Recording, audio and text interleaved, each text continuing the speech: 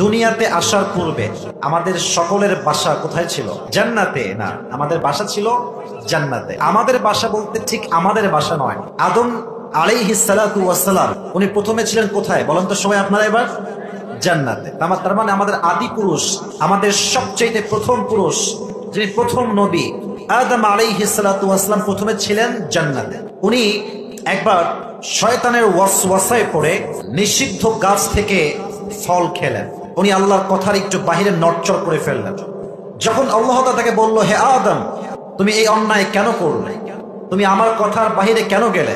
উনি চাইলে আর্গুমেন্ট করতেন যে আল্লাহ অমুক সমস্যা তমুক সমস্যা, না, উনি কোনো আর্গুমেন্টে যান নাই। উনি প্রথমেই বলেছেন, রব্বানা যালামনা আনফুসানা ওয়া ইল্লাম তাগফির লানা ওয়া তারহামনা লানাকুনান্না মিনাল খাসিরিন। আল্লাহ, আমি তোমার গোলাম, আমি তোমার বান্দা। I have make a mistake, আমি একটা ভুল করে ফেলেছি।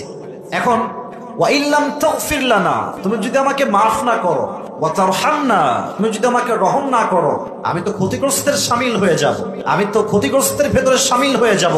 আল্লাহ, তুমি আমাকে মাফ করে দাও। আল্লাহ বলছে, যাও আদম, তোমার অন্যায়ের সঙ্গে তুমি যেহেতু আমাকে আপোষ করেছো, ক্ষমা চেয়েছো, আমি আল্লাহ তোমাকে মাফ করে দিলাম। সুবহানাল্লাহ পড়বেন না সবাই?